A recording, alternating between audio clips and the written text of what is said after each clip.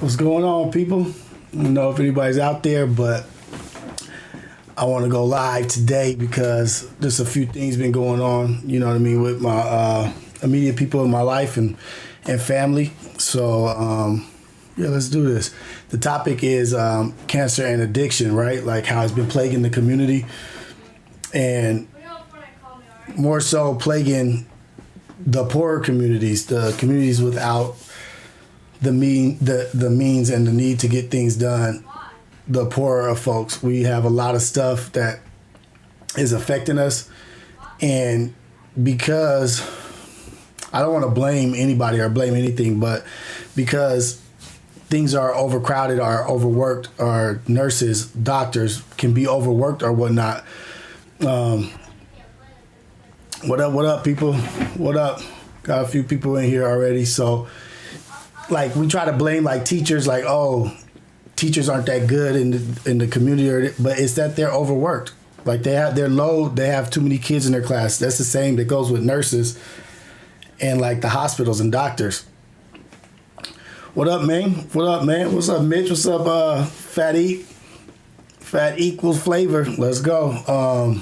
But that's why we as a community, black men, black women, brown, we as a community, we have to take better care of ourselves, because if we don't take better care of ourselves health-wise, no one's going to look out and do it for us, because we're in the areas we're in, they're overpopulated and they're overworked. So we get tired workers, angry workers, all kinds of stuff. So we have to do an even better job at being healthy and paying attention to what we got going on with our health, because we don't get the same kind of care. Like, I think even like with breast cancer, right? Black women get less breast cancer at a lower rate than white women. But black women die at a higher rate of breast cancer than white women. More black women die from breast cancer than white women, and they get it more often. So I don't want to believe it's because of the way our genetics are built that we can't survive breast cancer because of this. I believe it's because we don't get the same care, the same attention. What up, everybody? The survival rate is insane. You know what I mean? Like, it's almost the same with pregnancy. The pregnancy rate, how black women, they don't get the attention that they are needed, or when they're in the hospital, they say, oh, I have this pain or something's wrong with them. For the most part, because of, I don't know, the outlook on black women being so strong, they're just like, oh, whatever, you're okay. But they're overlooking what's going on with them and they're passing away. So I'm just saying, cancer is real. And both my grandfathers died from cancer. One died from, my Puerto Rican grandfather died from bone cancer, and my black grandfather died of prostate or colon cancer. I can't remember, but it took him out like this. And so my Puerto Rican grandfather, he passed away. He found out he had bone cancer, and he was just like, you know, he lived a good life. He was a business owner. He was a hunter, traveled the world, done all kinds of stuff. And I feel like he, at the point when he got to the point where he was like, you know what? I lived a good life, and just let it take its course. And I didn't get to see the process of the onset of cancer with them. But with my black grandfather here in Long Beach on the east side, he found out he had cancer, or we found out he had cancer, and that shit, boom.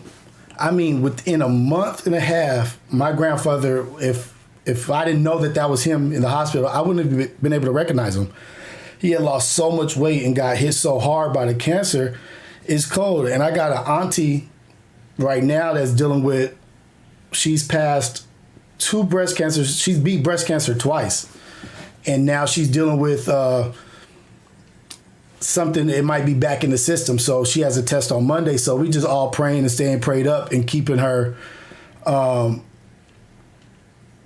in our prayers so she can stay healthy. She's a warrior. She's already beat it twice. You know what I mean? But we want her to be healthy, and she's an older woman. So it's just like cancer, it affects us all, and it is a fucked up thing. And also another person that I love that's really close, like a best friend to me and my wife, she was going in to have a mastectomy, to have her breast not so large, whatever that surgery is. But just by going in, she just randomly just was doing that, and they found something there that was breast cancer, so they're going to take care of that now. But had she not gone in because of her trying to reduce the size, she wouldn't have even known. She would have not known about the breast cancer. It could have grown, turned into whatever it would have turned into, or gotten worse, whatever stage. But cancer is real, and it's like really like fuck cancer, like to the highest level, like fuck that shit. But it's running rampant. It's like a wildfire in our community, and we have to just be on top of our health. Like we have to battle not even just like our health. We have to battle the healthcare system.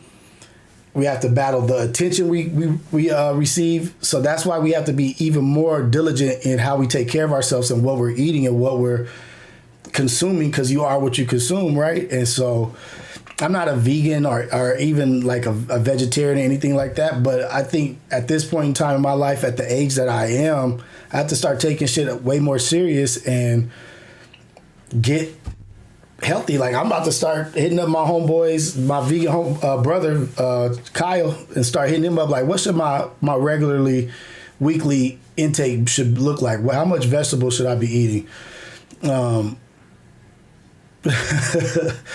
My mom's is in the chat. Oh man, it's so funny. Yeah, he had colon cancer. He was afraid to have a colonoscopy, and it just took him out. My grandfather. But what up, everybody out there, man? I'm just saying what's up, and just touching bases on a few topics that are on my heart or on my mind that I wanted to talk about, and cancer was one of them. And I know far too many people that have been affected by cancer in a negative way. So let's just be aware. Let's stay on top of our health, and then let's also learn how to heal from the family members or friends that have passed away from it. You know, like how do we battle it? You know what I mean? We battle it with awareness and we keep their memory alive. But so many people have passed away, and I've been avoiding doing like the cancer walks and all that stuff. But I'm going to start contributing and start being a part of that community, because when you look at it and you think about it, we're all affected by that shit. All of us, we're all affected. Every one of us knows somebody or knows somebody that knows someone or has a loved one that has passed or has been affected by cancer. Surgery, chemo, maybe they survived, maybe they beat it, but it's still a whole journey. It's still a whole process. And cancer is like such a bitch, you know? I feel like men are super prideful about annual checkups, and man, like that's men, we got to get out of the mindset of, nah, I'm good, and I ain't nothing wrong with me. I'm gonna beat it. I'm gonna kick it, but you're not gonna beat it. You can't kick it on your own. You need to get your checkups, your annual checkups, because we don't know what's going on with us no more. And it's like this new shit where people are getting heart attacks and heart enlargements, and I'm not gonna attribute it to anything, but it's a lot of it happening now. And like, say if you get to the age of 40-year-olds like are the age where you be like, damn, he was so young, and I don't know how he died. That's the age, like around 40. It used to be 50 when people were like, damn, that was out of nowhere. But now it's getting even younger. Even younger people are passing away from these cancers, from these heart attacks, all kinds of health shit. So we need to, and more than likely it is the food that we are eating, the stuff that we're drinking. And so a big part of me not drinking alcohol anymore was not really just to stop drinking and be like, oh, I need to be sober. And it was because I wasn't being healthy. And I was just thinking like, I'm not eating right. I'm not working out. I'm not being active. And I'm drinking alcohol, high amounts of alcohol. And when I was drinking whiskey and tequila, and I would drink that shit straight. And we could go through a whole bottle and just be parlaying and then hanging out, and they'd be like, damn, we should get another bottle. But I start thinking like, damn, this shit is going through my kidneys, and all this poisonous shit. I'm just taking it, and what's happening to the inside of my body with this shit? And that shit, like, once I started thinking about it, it started scaring me. Like, oh fuck, I'm at the age where niggas be dying and niggas be getting random cancers and diseases, and be like, damn, he went away so fast. So that was my main reason for stop drinking alcohol, because It was poison. You know what I mean? And I wasn't drinking that expensive ass alcohol that the rich motherfuckers drink. I was drinking the $50 bottles. Now, there's probably alcohol out there that the elite drink that's like 15 years old and 20 years old, and it's the highest whatever, and that's just probably not that bad on you. But shit, with the shit we drink from the grocery store, from the liquor store, that shit fucks you up. And causes all kinds of fucked up shit in your body. So that almost leads into the second topic, but I just wanted to health insurance plays a big part of it too. You know, like they're not going to tell you how to heal yourself because they want you to keep coming in. They want you to keep coming in. They want you to be on the tip. You know what I mean? Like they want to keep breastfeeding you so that you have to take medicine that you have to pay for. So you have to keep doing your appointments. So you have to have a surgery this year, and then we'll check up and have another surgery. It's just an endless cycle of paying into the medical field, into the health field, and insurance is just getting paid on top of shit, you know? So like as a whole, as a community, as a culture, as a family, as friends, we need to take it serious, and we need to call out our family members, call out whoever is around us that is having issues. We need to call them out. Like, hey, dude, you need to get that shit checked out. That shit ain't cool. That shit ain't funny. Like when people are sleeping and they having like that sleep apnea shit where they're going like they're sleeping and they're like struggling to breathe. They're struggling just to sleep. Like, and they're so fat and so unhealthy that they can't hardly breathe. We a lot of us get sleep apnea. And the fact that your body is struggling to sleep, how far gone are we? Like, damn, nigga, your body can't even rest. When you're trying to rest, your body is working even harder than when you're up because you're laying down and your weight is on your chest and you gagging for breath, like that snoring shit. Like, that shit's not normal. That we're not supposed to be breathing like that. I'm not gonna call out anybody, but we got a close friend that would snore at the drop of a hat. At the movies, on a date, or wherever we're at, this nigga be snoring. Be up talking and snoring. Bad. It's that sleep apnea. You gotta have surgery. Sometimes certain medical issues are in your family genetics and you might not know till you get checked out. Exactly. That's smoke some gaming. That's real shit. Like, things can run through genetically. And it be in your family, be passed down. Like, I've had incidents where I've been at the hospital and they ask me, like, does this run in your family? And I'll be like, fuck, I don't even know, because we don't even talk about that shit. I don't know. Dude, damn, does anybody have this? I got to make phone calls and find out. But yeah, definitely genetically, and you're I forget what the word is, but you're like predetermined or like predisposed to be more likely to get this because of who you are or what you're eating or whatnot. June SoCali, he said, I had a colonoscopy and the homies laughed at me. I was spooked before I had it done, but I'm glad I did it because they found one polyp and I got rid of it. See, exactly.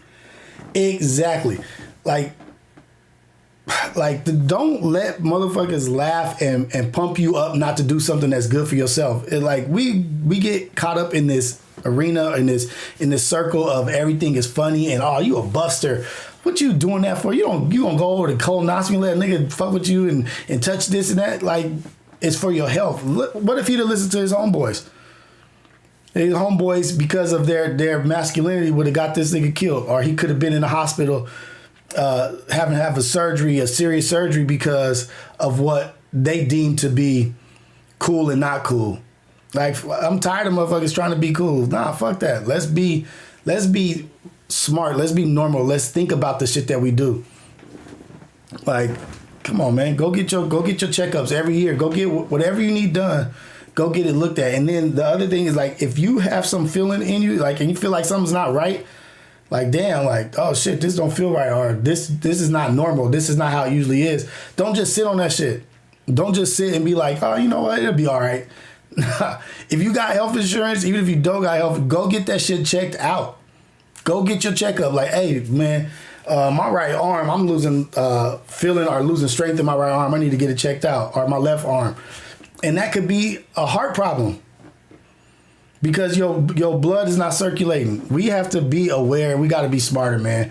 So that's why I got on here today, was just like, I was looking at my homeboy John on the internet. He had church this morning, just looking at him just give a great word, a great sermon to the people, and it's just like thinking to myself like, what do I need to say? What do I need to get out there to bring some awareness to something? And that was mine. Was let's stay on top of our health, and let's get into a rhythm of being active, being healthy, working out, being physical. You don't got to do an hour. Like me, my mind says like, oh, if I work out, I need to do 1,000 things. Like that's so fucked up, because no, you could just do 15 minutes a day. What's wrong with just jogging 15 minutes? It's better than nothing. He's point man. Nah, it ain't puns. It ain't puns. But shit, like, it's a serious thing. My nigga Manny, he had to have surgery or whatever, but now he's good. But it's a lot of shit out there that we deem to be funny or that ain't cool. Why you doing that shit? Like, man, stop being in it. Like, that's like with J. Cole. Like, everybody calling J. Cole a buster for what he did. That he put that rap out, he brought it back. But his message and what he said was very mature and very adult. He was like, I didn't even want to respond to this shit, but I let the people around me pump me up to do something that I don't want to do. Like, it takes a man to do things like that. It takes somebody that's mature to make a mistake and say they did something wrong and take that shit away and be like, nah, I'm taking this shit off. He knows that when he did that, motherfuckers was going to laugh at him. Like, oh, this nigga's weak. He a bitch. But it takes more of a man to do that. It takes more of a man to admit to a wrong and renege on his stuff and pull it back and say what he was going through and what he thought about the process than it does for somebody just to respond rapping, oh, I'm about to diss and go like that. It takes more of a man to fucking apologize and say, you know what? Y'all got me out of character. That was weak. Y'all got me acting out of character. I'm going to apologize to somebody that I feel like I need to apologize to, and whatever wrongdoing it is. I felt that shit. Like, yeah, I think he should have just kept his rap out there or whatever. Like, in my opinion, like, oh, yeah, it's a battle rap. But he has a whole different level of thinking and a whole different level of what's going on with him. And he was man enough to do it in front of all of us, say he made a mistake and apologize. But ain't nobody talking about that shit. Ain't nobody talking about how admirable and honorable it is to be a man to admit you're wrong in front of millions. We have a hard time admitting we're wrong in front of 2 people. This dude did it on a platform that's huge, and he's taking all the criticism that comes with it. But that's vicious, though. You know what I mean? Like, being the kind of stand-up person that can say, hey, man, I was acting out of character. That shit was weak. Like, I don't know why I did that. Well, I know I did it because I got pumped up. I got people pumping me up to act out of character. But you got to be strong enough in character to not let those around you affect what you need to do. And I forgot who that was, but the dude said that his homies laughed at him because he was going to get a colonoscopy, and that shit, they found polyps. Now, imagine if he'd have let his boys influence him to not go to the hospital and get what he needed to do. Oh, and also, I just did my memberships thing, so we're going to have the membership, and so like, subscribe, do all that shit, follow. The membership is 4 levels to the membership, and we have different things that we will be doing with those memberships. Like the third and fourth level, third and fourth level. The third level, you'll be able to call in, and we'll be able to talk live on air and talk about whatever you want to talk about. You can ask me whatever question you want to ask. And then the fourth level is, well, of course, you get everything, but you also get to choose a topic of discussion on my Coffee with Rios. Like, when I go out to these coffee shops, you get to choose a topic of what is going to be talked about. So, but yeah, man, get in there, get membered up. But and we'll do the book club, the movie club, and all that stuff. And then we have the dog raffle. You have to be a member to get one of the pups, to be eligible to get one of the pups. But yeah. I really pun exercise equipment. I will never not laugh at that fuck. Y'all be clever with y'all titles, man. That shit is funny as fuck. Pun exercise equipment. I really be waiting on you to drop an episode or go live. Big salute to you, Rios. Yeah, man. What's up, man? Appreciate you. I didn't want a week to go by without chopping it up and getting in here and talking with y'all. Who? What do you mean who, Jared? Joey Owens? You trying to work out with Trey and Manny, Migs G?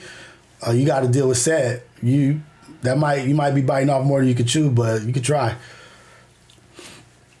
The traveling edition, that's a part of what I'm trying to do too, Joey. Like that's another thing I'm doing.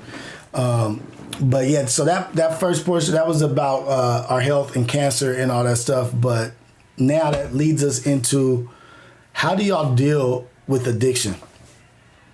Like not necessarily just yourself individually addiction, but family and friends. How do you deal with family and friends that have addictions? Are you an enabler? Are you someone that just shuts somebody out, just shuns them? How do you deal with somebody who has a serious addiction, and how have you been hurt by it, or how have you been affected by it? Because I grew up in a addicted family household, and doesn't have to be hard drugs. It could be alcohol. A lot of my family members are addicted to alcohol, and that's a real thing.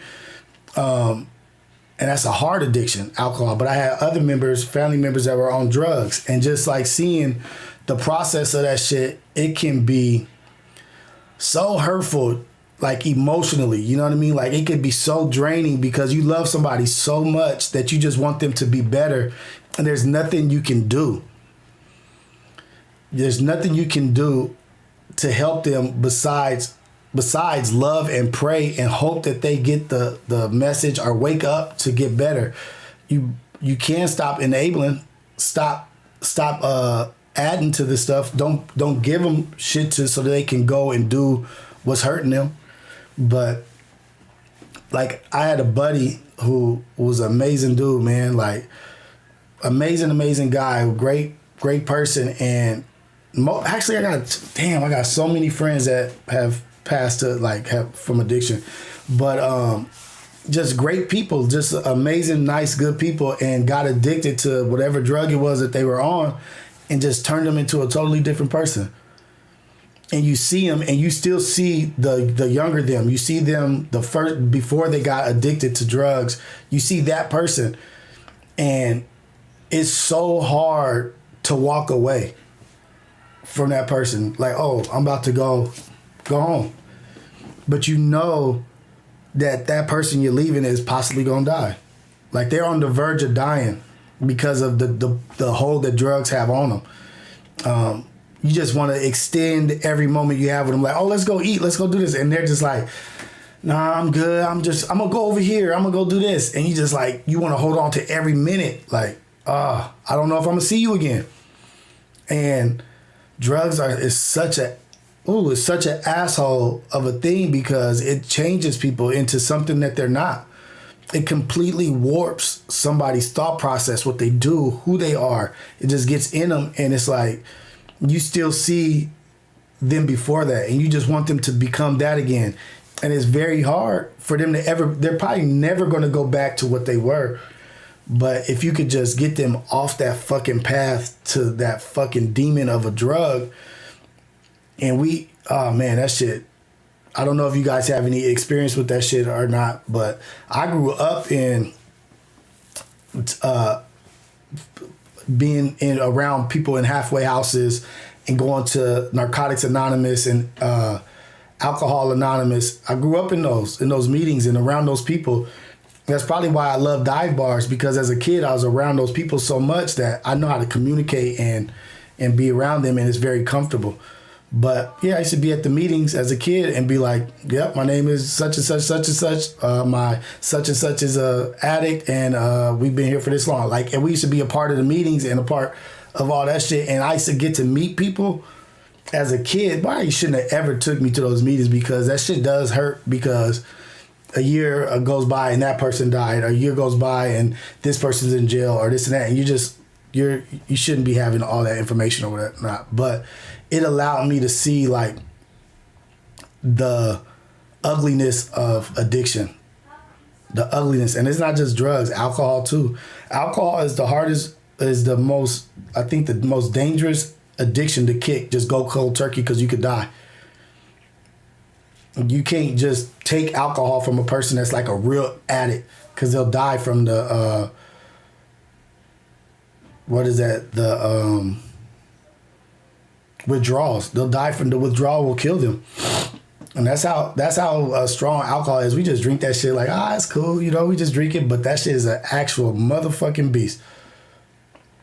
Alcohol is a beast. Motherfuckers be getting the shakes, what they don't drink, and this and that. I have two friends that died in their sleep, two brothers. One more so than the other, but two people that I knew very well died in their sleep from alcohol. Throwing up in their sleep and choking on their throw up. Died before they was 20 before they were 25, both of them. Great people. Just took them like it was nothing.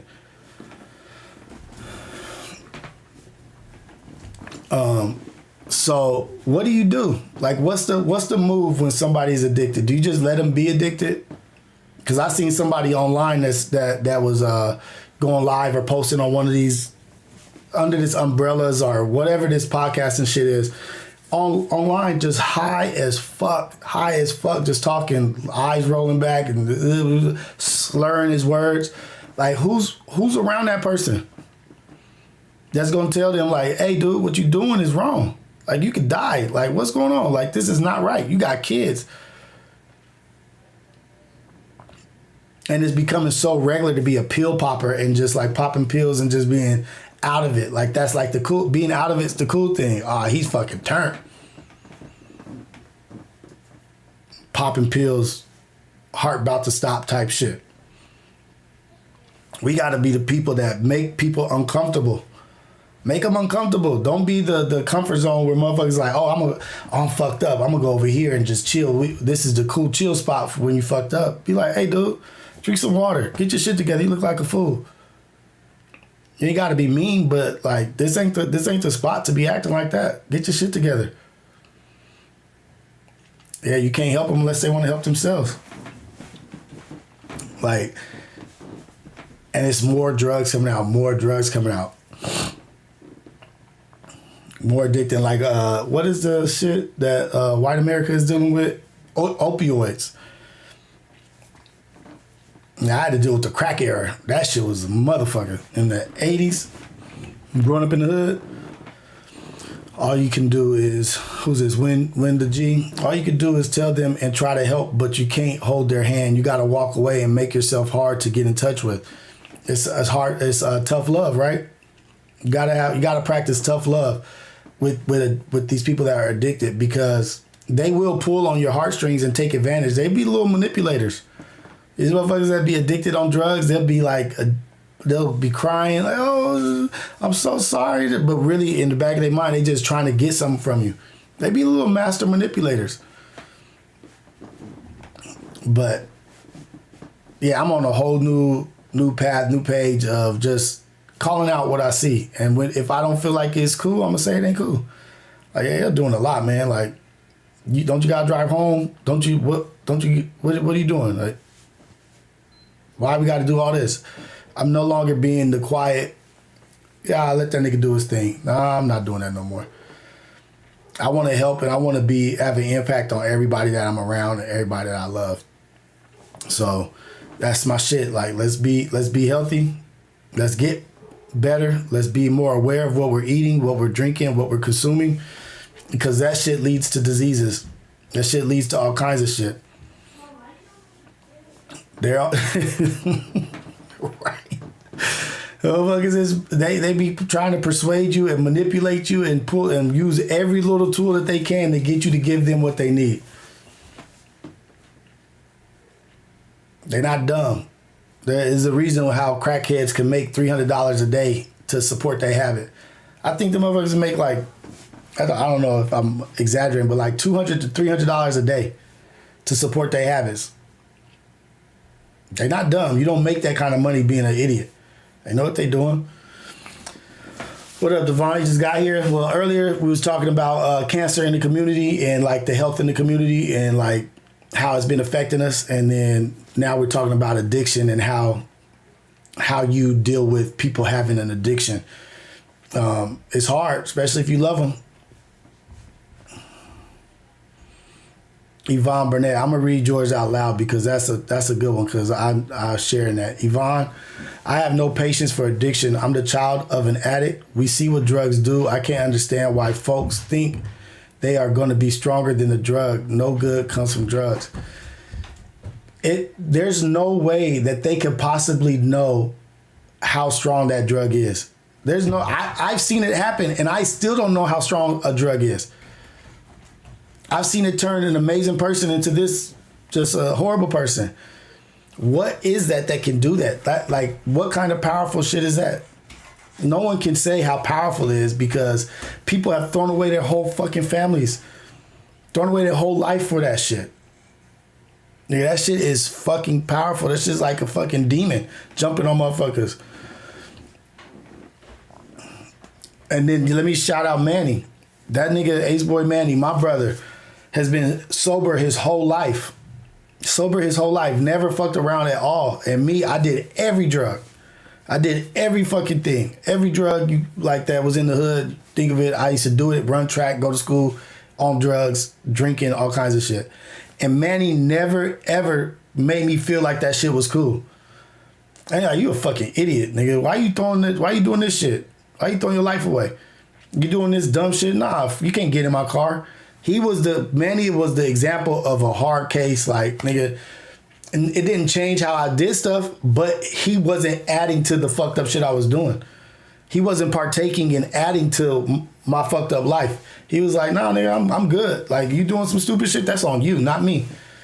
And even his position, just because he had that position doesn't mean that I changed, which I didn't. I still kept doing it. But at least his hands were clean and he wasn't adding to the fucked up shit, allowing me to do more fucked up shit. Everything I did, that nigga Manny called me out on everything. I'm like, why you over there? What you doing? Like, you tripping it. And I appreciate him for that because he stuck with me all the way through life, and now he gets to see me in a different place that he's never really seen me in since we were, what, nigga, 12? Sober Jason, since I was 12. And he never gave up on me, and I do appreciate that. Just don't give up on people. Well, how about that? How about we start there? Don't give up on people. But I've always had a knack at kicking shit. Like, I've had a knack at going super hard on something. Like, say, cigarettes. When I was a kid, I used to smoke cigarettes, go to the store, smoke cigarettes, buy a single or whatever, smoke weed, smoke cigarette, drink. And I could stop smoking cigarettes anytime I wanted. Like, I never would get, like, to the point, like, where I'll be smoking them, but get to the point where I'm buying packs.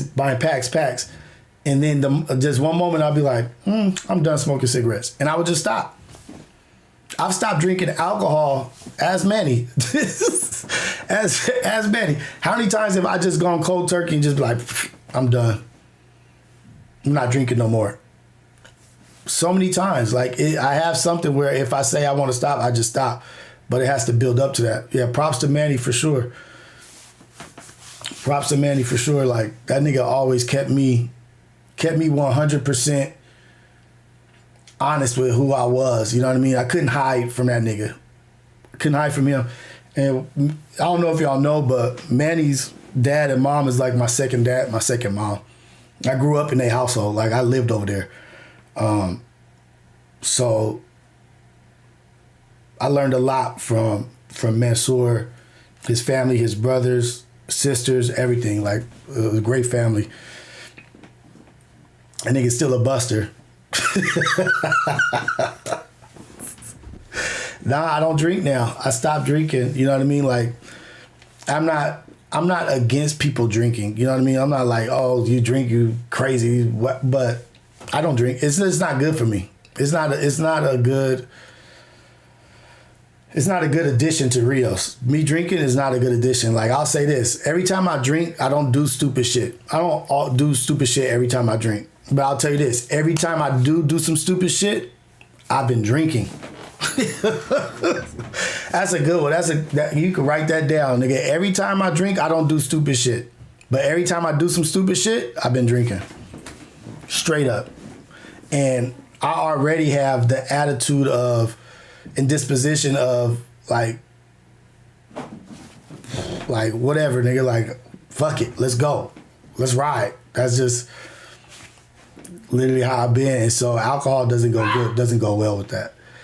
And I've realized that. And for the longest time, my wife used to be like, you need to stop drinking and doing this and that. And I used to be like, you just don't want me going out. You just don't want me hanging out with my friends and this and that. And like blaming her, like blaming insecurities on her, like, oh, you just insecure. You think I'm gonna be out there cheating or doing this and that, or you think I'm gonna be out there popping. That's why you don't want me to go out. But now that I've been sober for so long, and like now she don't trip on anything. Like just doing the Ace Boys Worldwide, if I was drinking, that shit would not be possible. She'd have never let me do that. But now that I'm like sober, I get to look and see and like pay attention and like get into the details of shit. Like, oh shit. It wasn't about me being, that's my ego, that's my pride. Oh, you don't want me to be popping. No, it was about, she didn't want me to be out late at night drinking and driving and being unsafe, not knowing what's going to happen to me. Like, who are you going to be around? What are you going to do when you're drinking? You know, your inhibitions, you get kind of wild and you don't, your guard don't be up. She was thinking from the point of a wife being protective over her husband and loving her husband. I'm thinking she's talking about coming from a place of just like, oh, you don't need to go out. Don't do that. You just, and I made that thought up to fit my narrative. You make shit up to fit your narrative so that you can feel good about what you do. So you can feel good about what you do. You make up a narrative and turn it on a motherfucker. And that's so cold. You know what I mean? But now that I see, I put her through a lot of restless fucking nights. Like, I couldn't even imagine if my wife was going out and she would drink like how I drink and she's just driving around and driving drunk and doing this and I just let her do that. Like, nigga, I would never be able to sleep. I put her through a lot of restless nights and I never put the shoe on the other foot until like later in life. Like, fuck, that's some bullshit. I was putting my wife through some fucking bullshit and she's a G and she's an angel for sticking with me. You know what I mean? And being there, yeah, there's been ups and downs, highs and lows, but she has always been my rock. She's been a rock in this relationship, a rock in our marriage, a rock in our household. And she's made me be a better person. But now that I'm in this place that I'm at, nigga, I look back and reflect on shit and I'm just like, oh man, that's some fucking crazy shit I put her through. Crazy shit. Like, would I be strong enough to make it through that? Man, I want to be more like my wife. I want to have the strength of my wife. Yeah, I could protect and do all this stuff and be a man, but nigga, there's something in her heart that I pray to have. I pray to grow in that way. But oh shit, got me a super chat. Soaked. What's up, man? Thank you. Appreciate you for sending a super chat. I really do. The goal is to make this a full-time thing, you know, like speaking positive shit and getting a positive message out there. So Soak sent the super chat. And these super chats are what's going to help me be able to really put my full time into this shit. It's not to put into my pocket to get, it's to put back into this and so I can spend time doing this. But Soak said, thanks for the $2. Tough topic, but people need to hear this in the room. Elephant in the room. Tough topic, but people need to hear this. Elephant in the room. And like we all need to, I needed to hear this. I heard it a few times. I heard it maybe more than a few times. And I saw it as a kid. I saw addiction as a kid. I saw it up close. And I still went in the direction I do. But I also think addiction is also passed down genetically. You know what I mean? Like, I think that's something that's passed down. And also using alcohol or whatever drug that you're on to self-medicate and deal with the trauma. That's the shit we don't talk about. That's really the shit we don't talk about. Like, why are we drinking so much? Why are we smoking so much weed? Like, we always just talk about the alcohol and the weed and the drugs, alcohol, weed, drugs, and we focus on that. But we don't go on the different layer, like get under it. Like, why is that nigga drinking like that? Why is that nigga being like that? Why is she doing this? Why is she hurting herself? Why are they doing stuff that they know is bad for them? because it's a coping mechanism. It helps you forget. It helps cover. It helps soothe some of the pain. Alcohol will help you soothe pain. Alcohol will, 2 cups of alcohol, 2 shots, and you feeling good. You could have had a horrible day. All the trauma in the world brought up, it's coming up, resurfacing. Take 2 shots and now you good. You chilling. Now it's another shot. Now it's another shot. Are you smoking weed because weed calms you down? It's all a surface level thing to cope with life, like coping with trauma. These niggas that smoke weed all day, every day. All day, every day. They spend more time rolling blunts or whatever they do now, more time doing that than anything else. Like, you gonna smoke all day? Like, when I smoke, I could hit a whatever it is, and 2 times I'll be high all day. These motherfuckers smoke all day. What are they dealing with? What are you hiding? I know what it is, because growing up when we grow up, it's a lot of shit we gotta deal with. And that it helps you go through the shit. It helps you deal with things. It helps you mask a lot of the fucking pain, a lot of the trauma that we've been through. But we gotta deal with that shit first. You can't just deal with the alcohol. You got to deal with what's causing you to be so far into drinking and so far into smoking, so far into sugar booger, whatever it is. Like, we have to deal with the issues. And so we need to talk to people when they are addicted or whatnot. We need to talk to them, not about the alcohol, but about what's causing them to do it. Let's talk about those tough topics. Like, let's talk about molestation. Let's talk about rape. Let's talk about abuse. Let's talk about all that shit, because all that shit is underneath. So it's niggas out here that have been raped and they ain't talked about it. It's niggas out here that have been put through some real shit and they masking that shit because they feel bad, and if they talk about it, they weak. AceboyRios, Dino. What up, Super Chat? Thank you. I appreciate you, brother. $5. Really, really appreciate you. What up, Rios? You truly be on one and found your lane. We need more positive growth influence like yourself. Do you see the cartoon of you? Did you see the cartoon of me? Fuck. I'm sorry. I didn't see the cartoon of me. I'm not even sure if I know what you're talking about. But I appreciate the message. Text in here and tell me what you're talking about. I don't know. Did you see the cartoon of you? Or send a link. I don't know. Give me some more detail about that. I plan on doing this, man. Like, I plan on this being what I do. Like, I've been other thing for so long in my life that this is what I'm going to be. This is what I'm going to be. I'm going to be the option, the balance that you guys can come to and hear me. And it could be boring. It might be some boring shit. And you guys not feeling it and you just clock out or whatever. But it might be good for one person. And I want to be the person that doesn't give a fuck about appealing to the masses and helping the one person. And sometimes topics may not deal with you or whatever. But I would suggest you listen, because it may be something you could talk about that will help somebody else. It may not be directly for you, but it might be able to help somebody else. So shout out AceboyRios, Dino. I appreciate you, brother. Nick, $2 super chat. I appreciate you, brother. Salute Ace Pitch. Ace Pitch Shaman. Let's go. Salute. You know what I mean? Like, I'm just talking, man. I'm just not afraid to be me. You know what I mean? Like, I think at this point in time in my life is where I've been the most comfortable being me and not fulfilling somebody else's perspective of who I am. I'm so comfortable in being me that I don't need to fulfill anybody's perspective of who they think I should be or who they think I am or what I should be. Who I am is who I am. And this is what you guys are getting.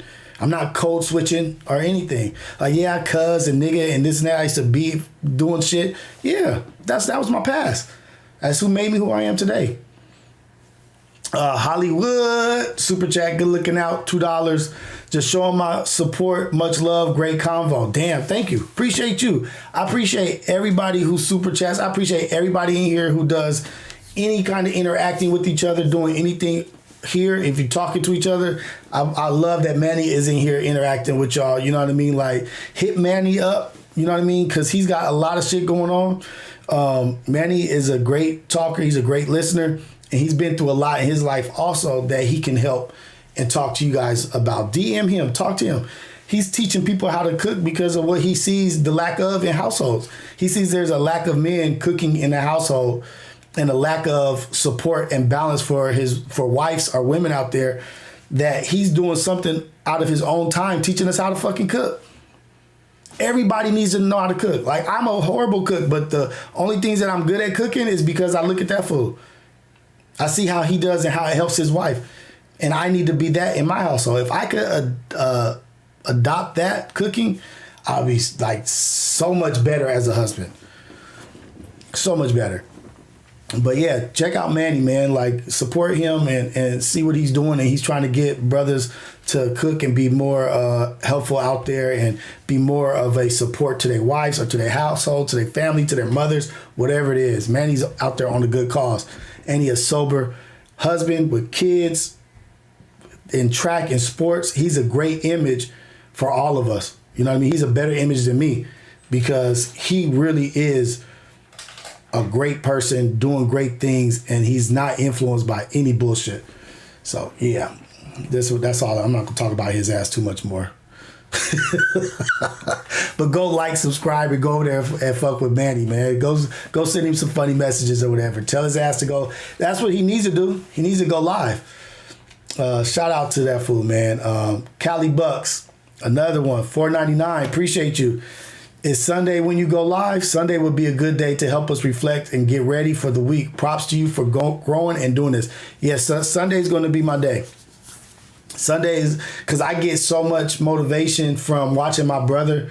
Today I watched my brother John Paul Foster preach at my church, Faithful Central in Inglewood. That it gets me in a good place to come here and talk. So yeah, Sunday for sure. And I do want to give a shout out to John Paul, JP, pastor, the new pastor that took over for Bishop Omer in Inglewood at Faithful Central. Great sermon today. Young man, that's another great image for us to look at and see how he is with his family. So yeah, Sundays going live. And then I'm still going to go live. I'm still trying to find my time during the week to have a live also. So Sunday for sure, but I'm trying to find my weekday also. But yeah, I think this would be a good time to everybody's just pretty much chilling. It's a relaxed day, and we can just talk about cool shit and be positive. Today I gave a title to the live because that shit was on my heart. Like, I have 2 people right now fighting through some cancer bullshit. You know what I mean? Like, so let's just keep aware of that shit and let's be supporters. You know what I mean? Like, let's love on our families and shit. But yeah, shout out Cali Bucks. Thank you for the super chat, $4.99. AceboyRios 909 Dino. The channel is called Me Educating. He supports you. Oh, is that what are you talking about on YouTube? It's on YouTube and it's like the Ace Boys Worldwide, and it's kind of like, I think I know what you're talking about. I did see it. I think I saw his thing when I was getting at that other place over there, the white boy and the crazy cats that came on the platform. Yeah, I think I liked it. He doesn't get much views, but like he keeps it up, it'll do good. Like, yeah, I appreciate him. Me Educating. Yeah, I support him too. Put his link in the chat so people can see what you're talking about. Yeah, man, that's what we're doing over here. We supporting everybody. Like, anybody that's trying to do something positive, anybody trying to do something good, I support you and I fuck with you all the way. But back to what I was talking about my wife. Like, you can't call in yet. The team is, you're gonna have to call in. You have to be a member of the page. You have to join the page and be a member, and we'll go live during the things. And maybe I don't know if we'll do it Sundays or whatever day I choose in the week, but the members will be able to call in and we'll be able to have a conversation. It won't be the whole stream. Maybe we'll do like 30, 45 minutes or whatever it organically turns into. But yeah, we'll be doing the live call-ins, and a certain membership level, you'll be able to choose the topic for Coffee with Rios. And I'll spend whatever 20 minutes on that and edit that up, and that'll be the Coffee with Rios for the week. But the reason why I'm doing that is because I want it to be not just the shit that I think necessary to talk about. because I'm just in my world. You know what I mean? Like, I'm just living in the world that I live in, that I see. I want to talk about the things that you guys deem and see necessary, because you guys could be going through something else or seeing something else that I'm not seeing. So I need your input and you guys to be involved, so I could talk about the things that you're dealing with, that you're talking about. It's not just about Rios, it's about us as a community. So yeah, man. But prayers to all, like Smoke some said, prayers to everybody going through the struggle, the people in the fight, prayers up to you. But also shout out to the women that are stick by their men through their ups and downs, and the men that stick by their women through their ups and downs. Because you get to the other side of that struggle, the other side of that battle with that person, you are way less likely to just give up on some shit. Like, I'm done. No, you doing some stupid shit. I'm out of here. When you've been through some shit with somebody and you guys have made it through some shit, you ain't just gonna throw that relationship away over some dumb shit. Like, nah, nigga, we fought to get here. We fought to get to where we're at today. We went through ups and downs to get to this place of love. And let's keep working, because you mean we gonna throw away all that hard work? Hell nah. We gonna be down for each other, and we gonna keep moving. And we gonna be an example for other people to look at, other people to see, to be like, oh shit, look at them. They stuck with it. They still going strong. How they do it? Oh, they did it with being down for each other. Hey, hit the like button, subscribe. I fuck with all y'all, man. You know what I mean? I appreciate everybody. The other thing that I didn't talk about, we did talk about cancer, but I want to talk about diabetes. I used to be an EMT in Compton, right? And one of the craziest realizations that I had, like, I was going to be an EMT. I wanted to be a firefighter and this and that. And like, you don't think about the details of stuff, like what you have to do and what you have to go through to get to where you got to go. But as an EMT, we had our dailies, like our people that we had on schedule that we would have to take to dialysis and go to their doctor's appointments. And going into them dialysis centers was one of the most heart-wrenching fucking things I ever did in my life. It was hard. I would take that shit home because there was so many of us, black and brown people, in these dialysis centers getting our blood worked, because we would die without it. Like, and we would fill up those rooms. I would just go in and just looking at this aunt, this grandma, this cousin, this mom, this father, this uncle, this grandfather. We filled up those rooms, and people are moaning because their body is hurting, and like, it was so sad, but it was a reality check for me. Like, oh shit. Like, damn, we all up in here. It's just black and brown up in here just doing bad. Oh shit, EC. Super chat, $49.99. Thank you so much. Oh man. You don't even know how much I appreciate that. You really don't. The greatest sin is to take away someone else's journey. Say it again. Say it again. The greatest sin is to take away someone else's journey, their growth. You're taking away somebody's growth. AA met my man at a Christmas AA meeting. I got sober July 2020. Saved my life for real. Shout out to you, EC. Can you please DM me on Instagram? I want to conversate with you and talk with you, and about my wife and our life and our relationship, and talk about your husband. But I would really like to talk to you. Thank you so much for the super chat. But I just want you to know, I grew up in AA as a child. I grew up in AA at 7 years old. I was going to AAs with my dad, and going with people, and then what they call when they fall off the wagon. I forget the term, but I would be there and see people have to get up and say, yep, give up their chips, and then go back to a month, a week. I lived in AA, and I respect AA so much because of the message that they put out. Like, they have some profound messaging. Everybody wants to laugh at AA, like, oh, it's the 12 steps and this and that, and they want to joke. But there's some stuff in there that people that are not alcoholics need to fucking read. The people that are not addicted need to read some of that material and use some of that material, because it's so fucking deep. And some of that shit's embedded in my head from a kid, because I heard some of the craziest stories. Bikers, Hell's Angels, at those meetings. I grew up in those like crazy. But thank you, EC. I really appreciate you. DM me so we could have I want to have a dialogue with you about all this stuff, and maybe that's how I kick my alcohol, is because I grew up in it and I had the tools already subconsciously because I heard all the shit my whole young life. But thank you so much. She gave me a super chat for $49.99. Ain't that something? That is crazy.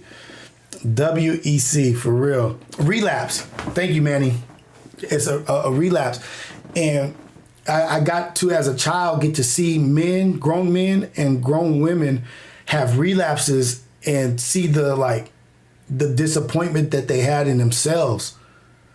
Like that shit was like hard. Like, oh shit, like they so disappointed, ashamed, but they still take the time to stand up in front of everybody and talk to everybody about their downfall and their weakness. Maybe motherfuckers just in general, just a community in general needs to take after what AA is doing and how they have mentors. Every AA member has a mentor that they call and talk to when they're having a weakness, when they're going through it. They have somebody to call. I forget what it's called. EC, tell me what it's called. The person that, the mentor, is it called mentor? But you have somebody to call when you have your weakness, when you're going through some shit. Who do you have to call right now that you could depend on when you're going through some hard times, some weak shit, and you're having a weak moment? Who do you have to call? Who's your person? Who's your mentor? Who's your handler that you call?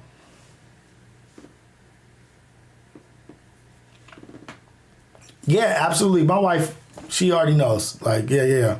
I'll have my wife in on the conversation. You see, like, ain't no tricky shit over here at all.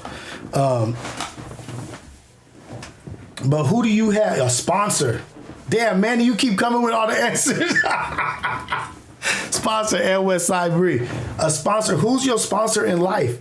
You don't have to be addicted to some shit. You don't gotta be a alcoholic, a drug addict to need a sponsor. So who's your sponsor in your marriage? Who's your sponsor in your relationship? Who do you have to call on speed dial? Like, hey, man, I'm tripping right now. I'm about to walk out this door hot or whatever. And who's going to call you to bring you back in? Like, nah, don't do that. This is what you need to do. What's our circle? Yeah, we have God, but we need somebody to talk to that's been through it. We need something relatable. You got to have somebody to be able to handle your craziness, who's been there with you.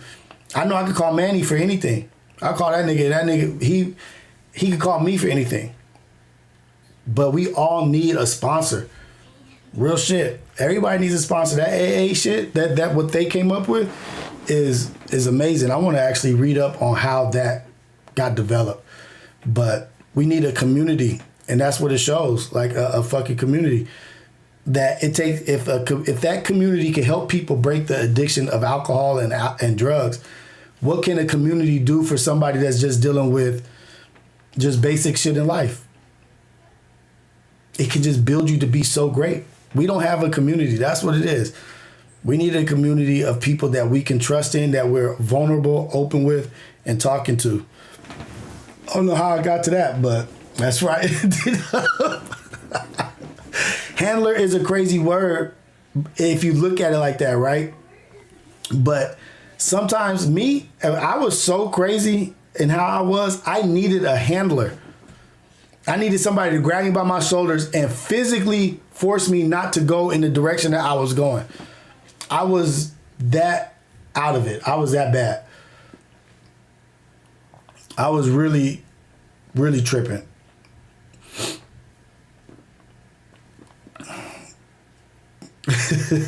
You call smack? Oh shit, there you go. That's a good one.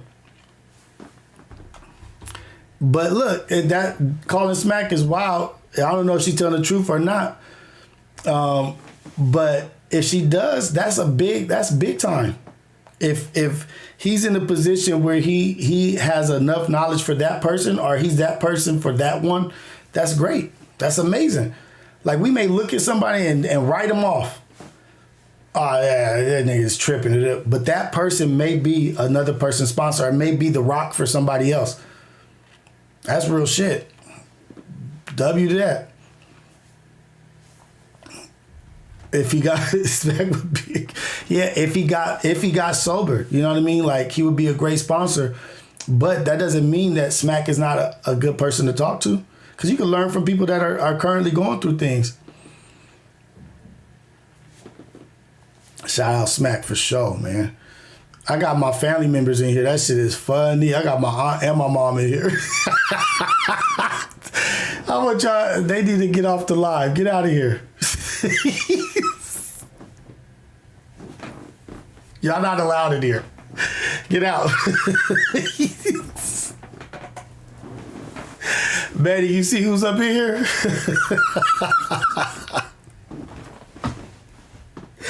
Oh, shit.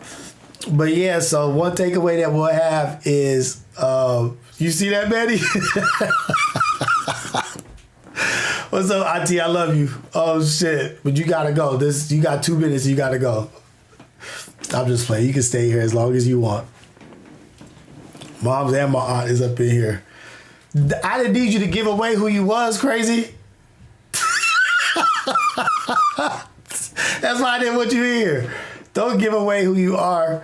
But yeah, shout out to my aunt and my mom. I love them. They've been with me through my whole journey, you know, and I'm not embarrassed of them, and I'm not embarrassed to be who I am in front of them either. So thank y'all for being in here and support. I love y'all. But yeah, that's it. You know what I mean? Like growing up how I grew up, you know, like those are serious things that we need to look into is our health, and helping people that are addicted. And it's like, I've only talked on a few addictions. I didn't talk about like gambling. I didn't talk about adultery, cheating. Some people are addicted to cheating. Some people are addicted to sex. There's all kinds of shit that people are addicted to that may need some help. You know what I mean? Like, but if we don't talk about it, like one thing I said, I was talking to somebody, I was like, nigga, we be up I ain't been in the barbershop in forever anyway, but we would be up in the barbershop and we would like be in there, and then a nigga come up in there that's a piece of shit dad. They ain't been around his kids or ain't doing what he's supposed to do for his family. And we would give him a pass. Like, we wouldn't talk about it. Like, just chop it up and go into entertainment like, oh, what's going on? Ha, and just love, right? But those are the moments where you need to be like, where's your son at? Where your baby at? Okay. Oh, she tripping? How bad is she tripping? Is she tripping worse than your boss be tripping? Like, we need to hold people accountable. And that's the thing. Like, stop giving people passes on things that are wrong. We know that baby needs his father. We don't have to do it in the mean way. But, hey, man, what's going on? How's everything going? Oh, you need to figure out how to do that. I went through the courts to gain custody of mine and establish my rights as a father. We can do that for each other. We have to just hold each other accountable and be on some straight up shit with each other. Stop allowing moments to pass by and think about them later, or let it pass and then something bad happens later. Now talk about that shit right then, right there. What's the best way to approach a bully? Right there in the moment. It's when he starts bullying. Action. Be a person of action. Man, I'm trying to do my thing, man. Jamaica, Queens. Hey, I got some shoes stolen in Jamaica, Queens. I went out there as a kid. My auntie, my Puerto Rican auntie, my aunt Heidi, lived in Jamaica, Queens. And I went to go buy some like old school classic Reeboks. I'm sorry I'm getting on a tangent, but I gotta tell the story because my ADHD. So I go to one of those clothing stores, shoe stores, whatever. I get some bomb, like nice, cold ass, clean ass, charcoal gray Reebok classics.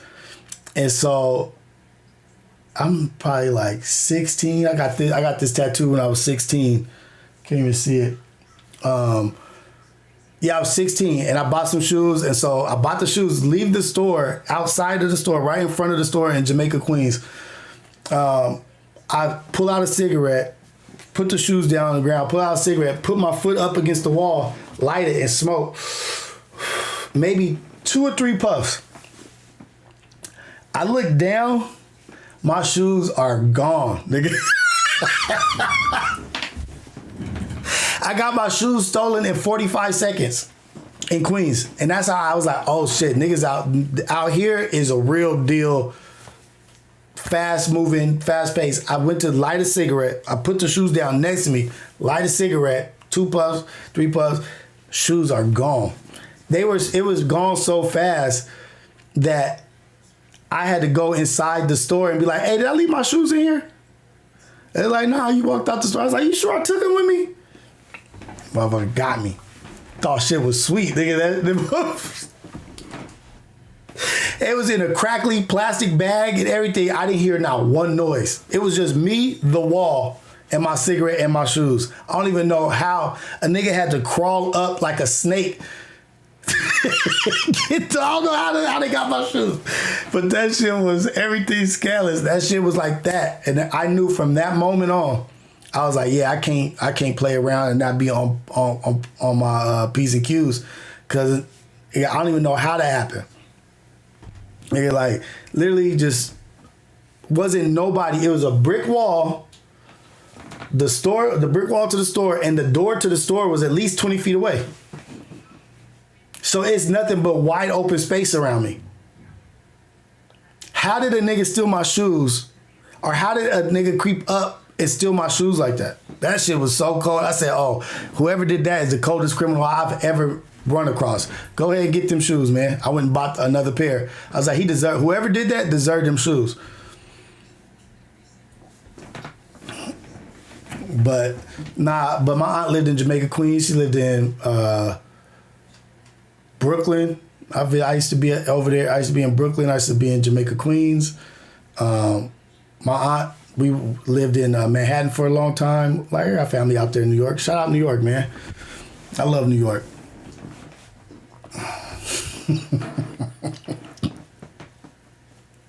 And what a time. What a time. Punt exercise equipment. Good looking out, man. Another super chat, $4.99. Can you, Manny,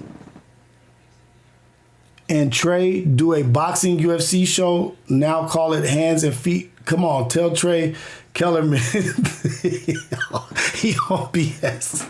Hey, we supposed to be doing a sports show. We're supposed to be doing a sports show right now. But yeah, we can and we should be. We should be doing a sports show. We got a name for the sports show. We got all kinds of shit. And UFC boxing, bare knuckle boxing, all that shit. We love all of it. So that's no reason why niggas can't come together and do that. It's just really timing. Everybody work and, we all got families. So it's just like Fridays is already a big block that we take out to do that. But we can find some time to do that. It would be amazing, but it's just like niggas be working and it's a lot. But yeah, it would call it Hands and Feet. Hands and Feet is the title. Ooh, that's a cold game. Hands and Feet. I like that though. Punt exercise equipment. Hands and Feet. Vicious. It was a vicious UFC last night. I saw some shit like last night was like the highlights that I saw was like some G'd up shit. Like UFC will hit that gangster night last night from Pereira knocking that dude out after he kicked him in the nuts. And he told the ref like, nah, I got this, and hit him with an uppercut and knocked him out. To Max Holloway calling that nigga out in the center of the ring, like right here. Knocked him out in 5 seconds from that moment where he pointed down. And he pointed down in the middle of throwing blows. So he's like, wait. And then keep going and knock that fool out. That shit was crazy. Last night was, from what I saw, I didn't see the whole shit, but from last night, that shit was vicious. Tino, what's up? Thank you for the super chat, $5. Shout out to you, Rios. Love the vibes. I started drinking coffee and put down the energy drinks. Boom. Good shit, man. Them energy drinks be taxing, man, because it's like you be up and then you be down. It's a whole bunch of sugar in there. And I start drinking my coffee black now because I'm trying to get away from the creamers and the sugars and shit. But it takes a moment to appreciate the black coffee. But there's an energy drink out there that's supposed to be healthy called Celsius. I don't know if it is, but it's supposed to be better for you. That was UFC 300. Was last night was 300? Oh, and they get a $300,000 bonus. That's right. If they got the fight or the knockout of the night.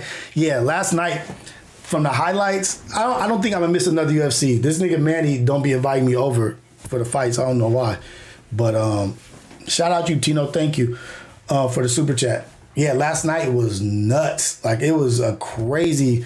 Every highlight I see, like almost from every fucking match, it was something bomb happening. But that Max Holloway, I think that's his name. I hope that's his name. And I can't pronounce the other dude's name. Pereira shrugged off the ref like, nah, I'm good. He kicked me in my nuts. I'm fine. And went right in like, wham, left uppercut, hook uppercut type shit. And I think that nigga was talking major shit to Pereira too.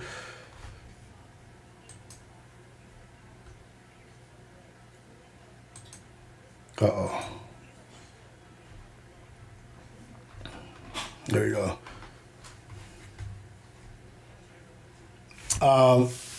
Yep, UFC 300. Okay, all championship fighters on the main card. That shit was crazy. Yeah, Manny be gatekeeping because he don't want me to be over there. He don't be asking me to come watch the fights and bring his godson. Like I don't know what's going on. Y'all talk to him about that, man. Hit a Manny see. Why you don't want me and his godson over there, man? Max Holloway representing Hawaii. I didn't even know Max Holloway was Hawaiian. I didn't know that. Who was Hawaiian? BJ Penn was Hawaiian too. Yeah, Hawaii, man. Shout out to Hawaii. Big shout out.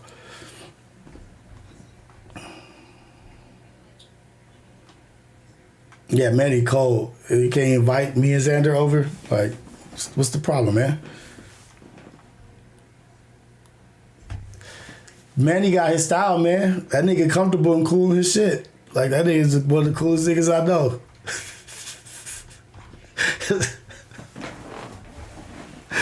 T-Ray, super chat, $4.99. Proud of you, cousin.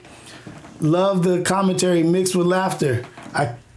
T-Ray, I can't even see who that is. Is that my nigga Ray? I don't know. I can't see. I'm so blind. Shout out, cousin. Love you. Love all my family, man. Love the commentary mixed with laughter. You know, that's me. That's me in a nutshell. Laughing and talking. Born and raised in Hawaii. Okay, that's what's up. Hawaii got some fighters. Hawaii got some fighters. For sure, for sure.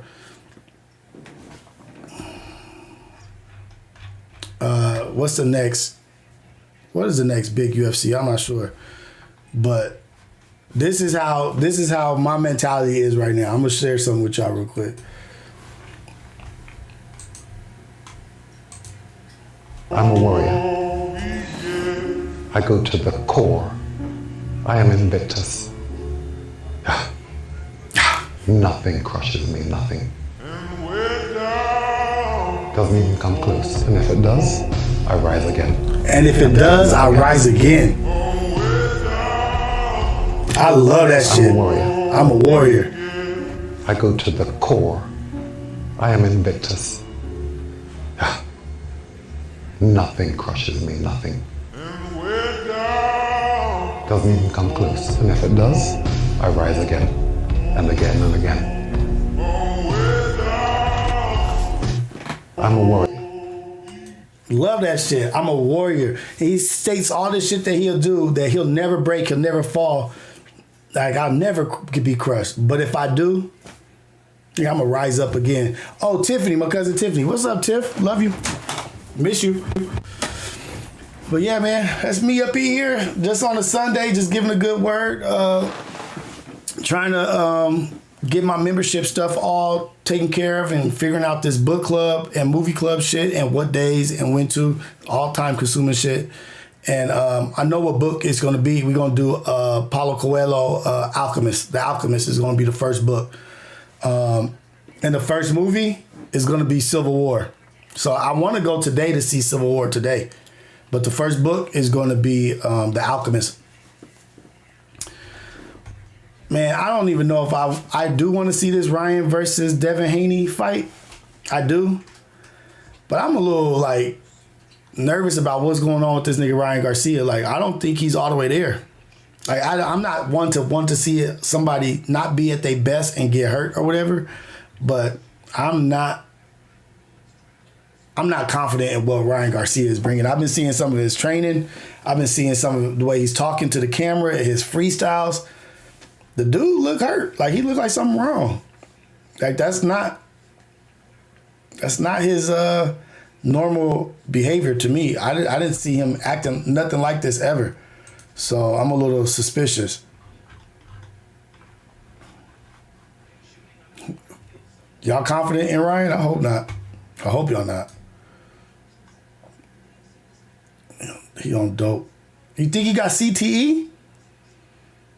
I never seen Cuz get hit that much. You know what I mean? I never seen him get hit that much.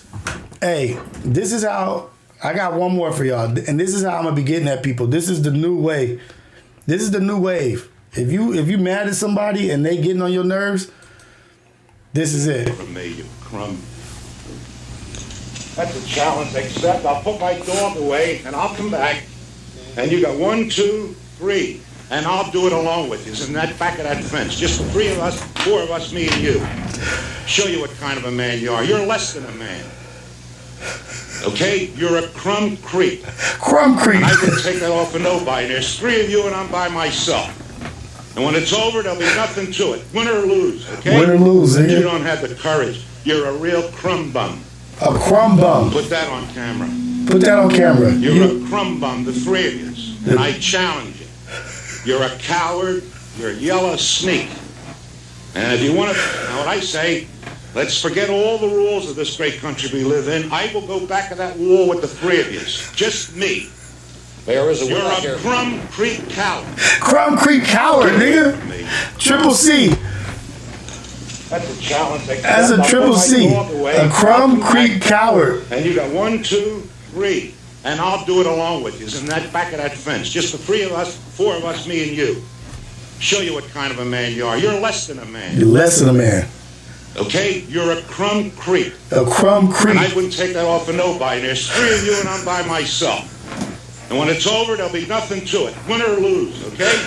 But you don't have the courage. You're a real crumb bum. Put that on camera. You're a crumb bum, the 3 of you. The And 3 I of you. challenge you. Crumb bum. You're a coward. You're a yellow sneak. The yellow And if sneak. you want to, now what I say, let's forget all the rules of this great country we live in. I will go back to that wall with the 3 of you. Just me. The 3 of you. There is a You're winner a here. crumb creep coward.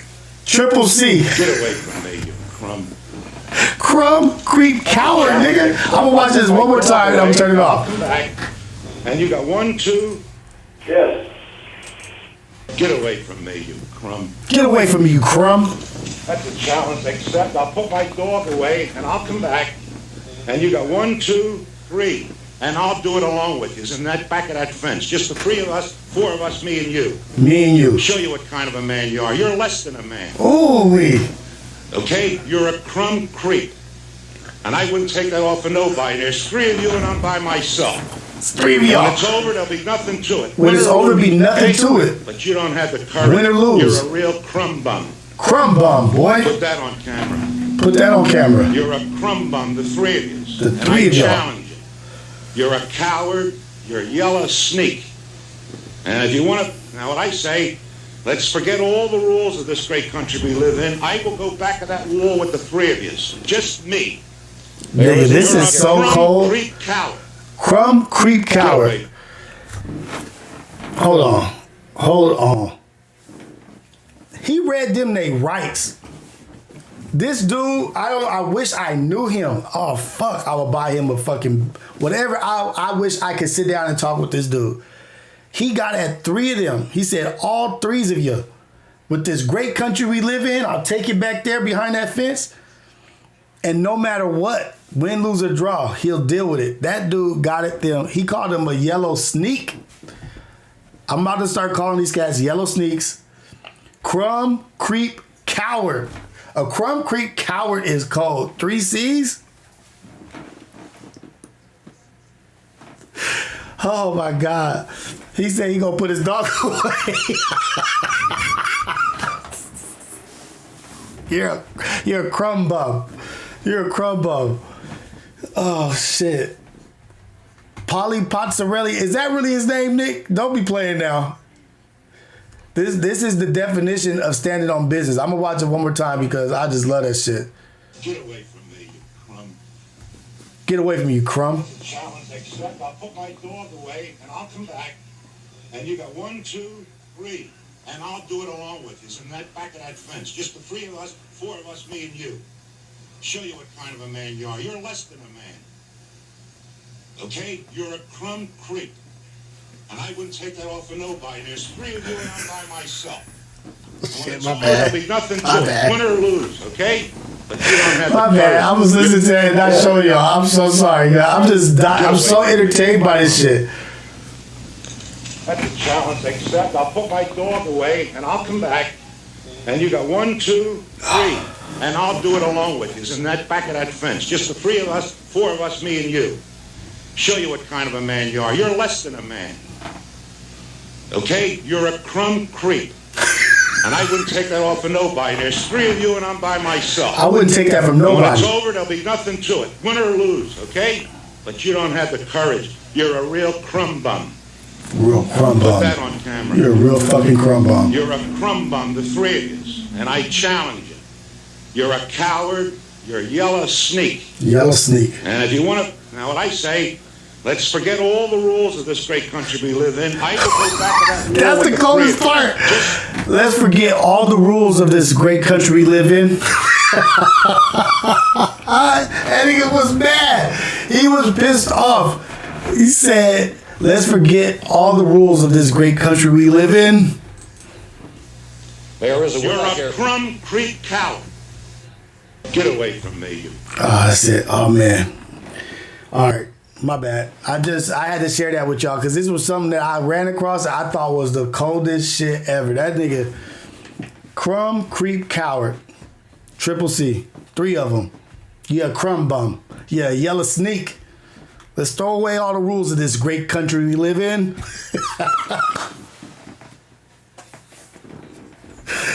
Oh, man. If that motherfucker did that to me, I would tell him, you know what?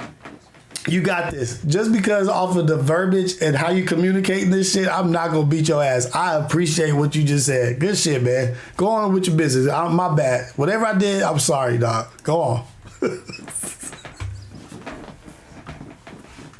I don't know where this video is. Hold on. Let me see who posted that. Oh, man. I don't know who posted that.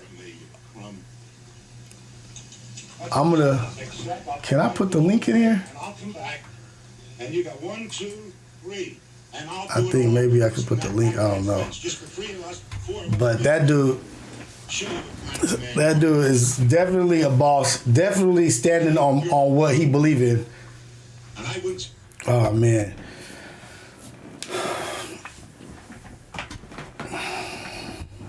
Sound like a mafioso Peter Griffin.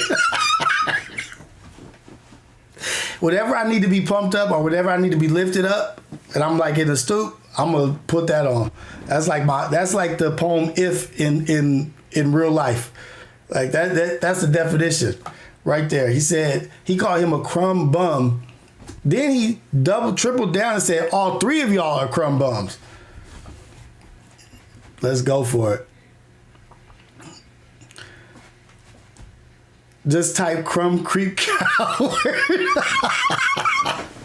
Type in crumb creep coward. It's gonna pop up. Crumb bum was crazy.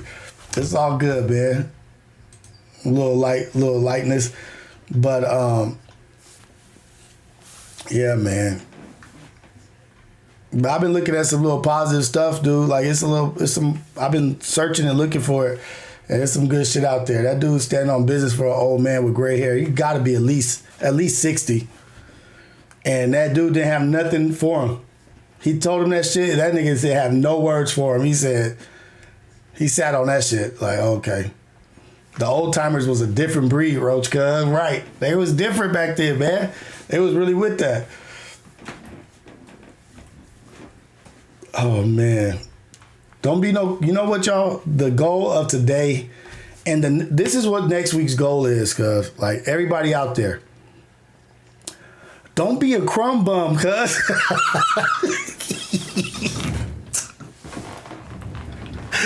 Next week's goal: don't be a crumb creep coward. Don't be no yellow sneak, man. Like, we can't be no yellow sneaks out here. We can't be no crumb bums. Don't be no fucking crumb bum. Don't be on my page being a crumb bum, man. No crumb creep cowards over here. Only stand on business. And we want to throw the rules away of this great country. We can. To be a man. That's how it is. Oh, shit.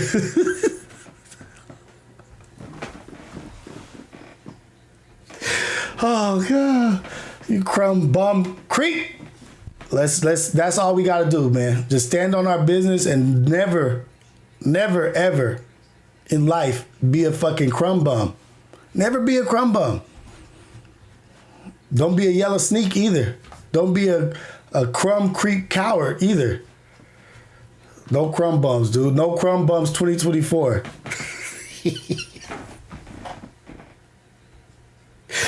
Oh, man, I love life so much, man. Jeez Louise.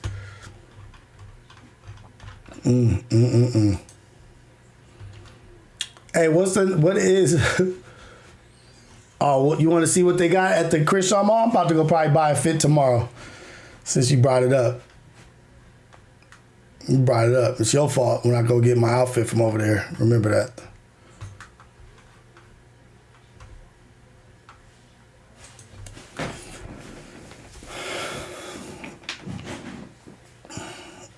Money Train Media, Super Chat, good looking out, man. Can't stay and watch, but wanted to salute you and show some love and keep it going. Thank you, brother. I appreciate it. Wherever you are, I really, really appreciate it. You have no idea. Thank you. Hopefully you have a great day. Have a blessed day. Blessed night. I'm not sure where you are, but hopefully the rest of your evening is blessed. Thank you for the Super Chat. Nick, you dated a few crusty crumb bumps? Oh, sure, this is my Aunt Heidi in here. Aunt Heidi, you remember when I got my shoes stolen in Jamaica, Queens? Oh, shoot. I got my peoples in here. That's awesome. I love y'all, man. My auntie, my mom, these are the ladies that raised me. Oh, man. Love you more than you know, huh? Oh, shit.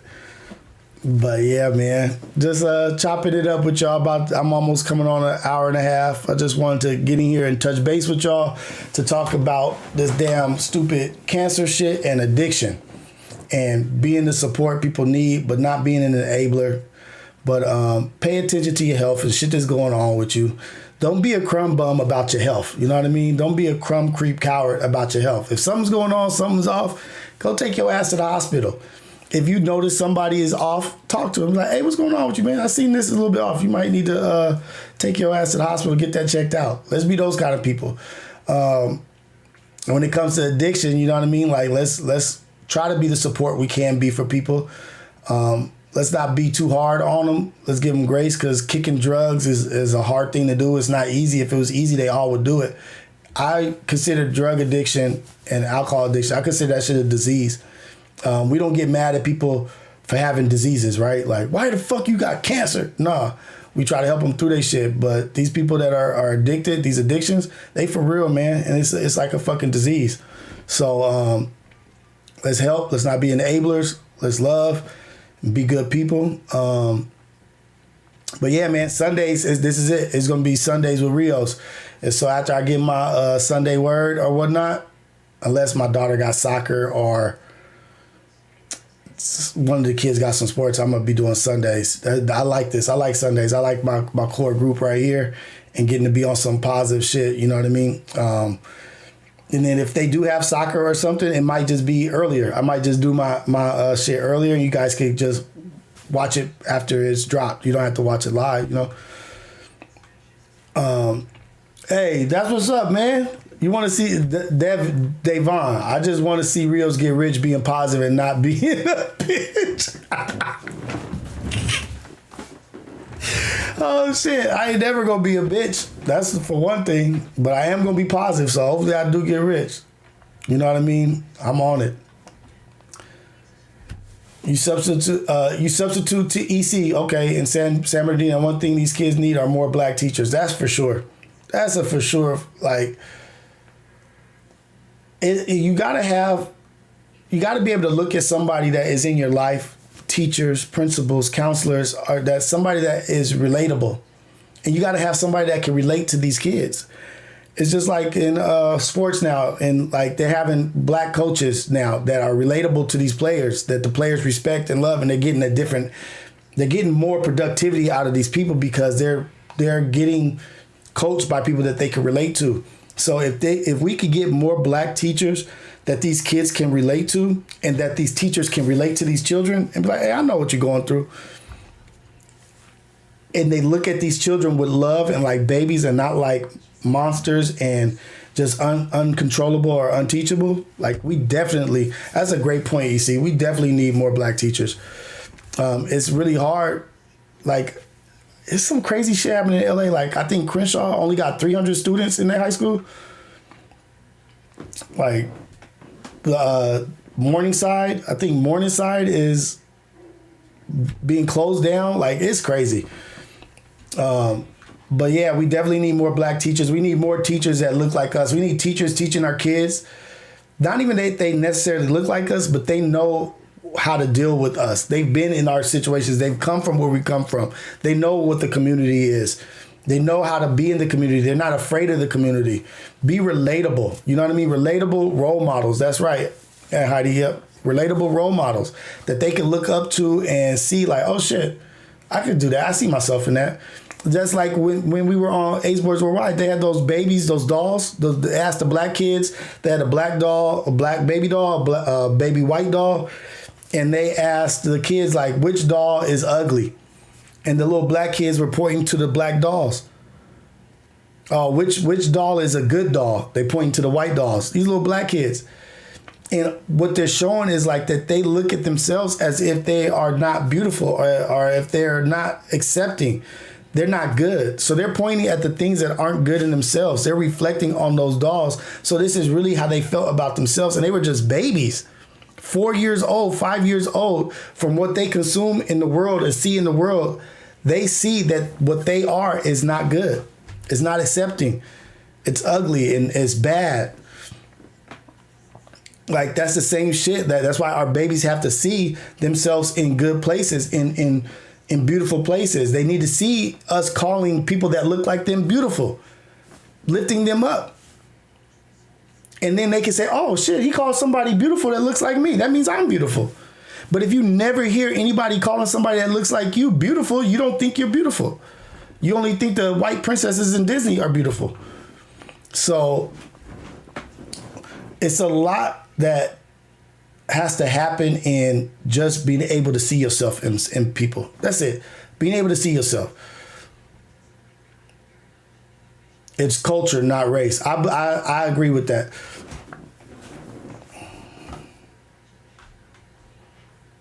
But the thing is, so EC, like, so if it is culture and not race, so it needs to be, so I'm saying black because how many white people do you know that grew up in South Central?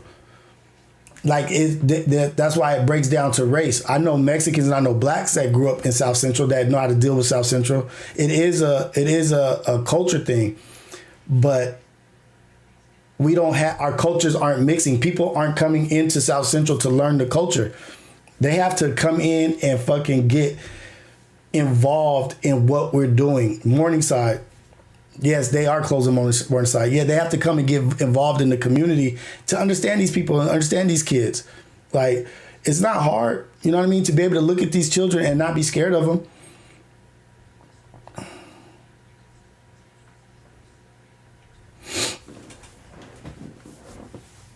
More professionals and less athletes in black communities. Yeah. But there are professionals in the black community.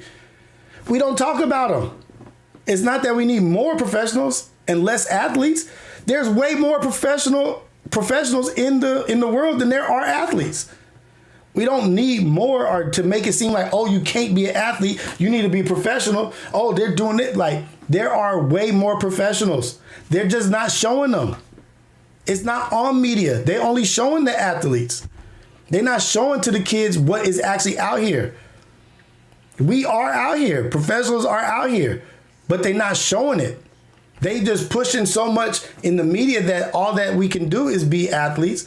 It doesn't need to be less athletes. You know why? Because these kids as athletes, they're getting their colleges paid for. They're getting the education. The athletic route is helping them along the road. Yeah, they're not, most of them ain't gonna be professionals, but they are allowing their skill that they have to take them into places that without it, they wouldn't get there. It's dangerous to, it is, now I'm not saying that they need to live here and it's not dangerous, but they need to volunteer and see, like, the thing is, like, when I see a 16-year-old or a 15-year-old, I walk down the street, I still look at them like a child. I'm not at the place where I look at them like they're a predator or a monster. I know I could talk to them. I know I could relate, like, hey, put that knife down. What are you doing? Like, I'm here paying bills. I'm in the community. I'm doing this. What are you doing? What can I do for you? What do you need? You hungry? You need some money? Let's go. Like, put that shit away. You about to go to jail, fool. And that's how we can talk.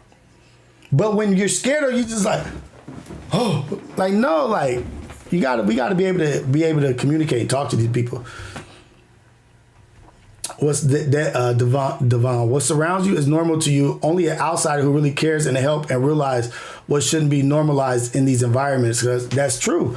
I'm not saying it's normal, but it is the norm.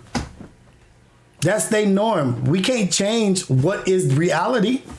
How are we going to change reality? Yeah, we want to fix the shit, but the way you fix it is by acknowledging what it is. You can't fix some shit if you're going to be in a fairy tale world like, oh, man, it shouldn't be that way. No, it shouldn't. We all fucking know it shouldn't.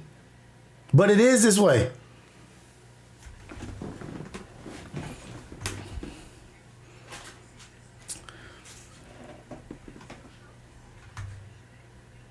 Yeah, it's not shown online. Like, I'm sorry, you said, what about honorary degrees, like how celebs get honors PhD? I'm not sure. But I have seen them get that shit. Like Lil Wayne got a degree or some shit. I'm not sure. My entire family has master's degrees. This type of life ain't shown online. Also, I had a full scholarship as an athlete. Exactly, Spider-Man. And it's a real thing that's out there. If people are going to school as athletes and getting education and getting bomb degrees. But guess what? They're not showing them on Real Housewives of Los Angeles. They're not showing them on Real this and that. They're not showing those women. They're showing women that need to marry men to have money when there's plenty of women out here that have their own money. They're not showing what is reality because they don't want, that doesn't make money. Doesn't pay the bill. It doesn't pay the bills. It doesn't get them fat pockets because showing positivity is not what's going to catch their eye. Like being positive is not what's going to get you 1 million viewers. I know that. But the viewers that I have, I appreciate them way more than I would if I had 1 million viewers and I was just here because they were looking at a train wreck. They are showing train wrecks. That's it. Showing train wrecks. Some of these shows where they fighting and shit, some of these people should be in jail. How you fight 5 times and ain't been arrested? These security guards are standing back waiting for them to fight. Like, it's weird. Like, all this shit is crazy. This shit is sickening. But it's train wrecks that get money. Train wrecks that they put attention on. All these fucked up platforms that's out here, look how many viewers, how many subscribers they have. That's because them being popular is showing that society likes that. This is what society is looking at. This is what the viewer thinks is good content. And they're going to put out what they can, that whatever gets views, they're going to put that shit out. A train wreck, they don't give a fuck if it's a train wreck, if it's horrible for society. As long as people are sitting there looking with their popcorn, they're gonna put it out. Who wins by showing professionals in the neighborhood? Professionals that still live in the neighborhood, professionals that did the right thing, that are still here, that are going. The prison system doesn't win like that. These motherfuckers that's investing in prisons and all this bullshit, they don't win. That's going to make black people stay in their community and not go out into the boonies to get a big house. That would make us stay here. But they don't want us to stay here so they can move us out so they could raise the prices and make more money. It's a game.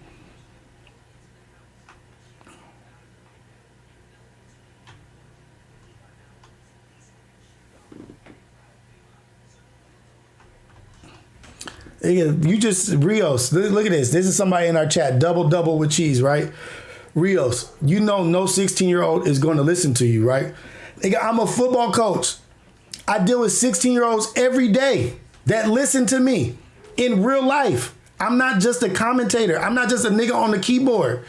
In real life, in other people's hoods, I go to these neighborhoods and cities and I deal with 16-year-olds every day. The fuck you talking about? Like, I don't mean to curse at you. I'm sorry about that.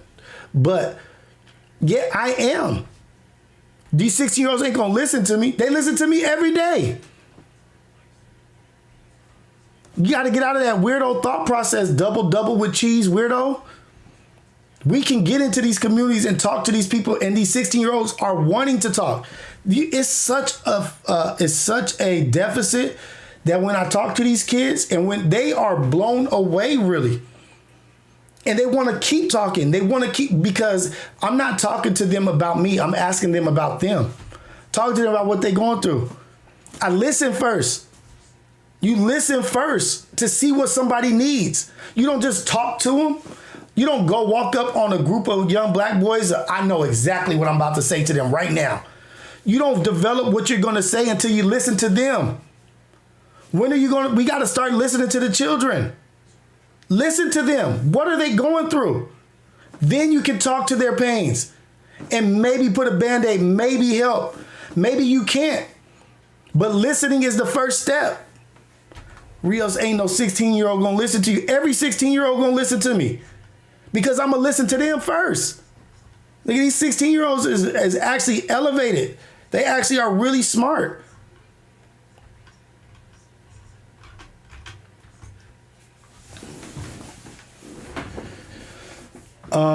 Do we have? I'm gonna set up an email so you guys can reach out to me. I'm gonna probably do it as AceboyRios Gmail or some shit like that.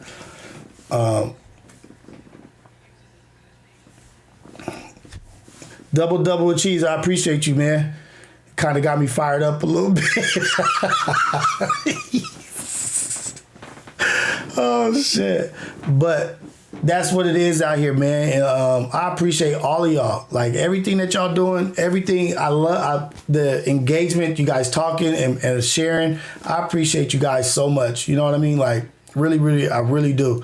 And the more of this, the more we do this, the more it's going to spread. More the people are going to start doing this. You guys, somebody in here, y'all might start a YouTube page or something that I can follow too, that I can shout out. Like, hey, check out Double with Cheese. He got this YouTube page that he's going to neighborhoods teaching kids how to change tires, how to change oil in cars, how to do this, what a generator is.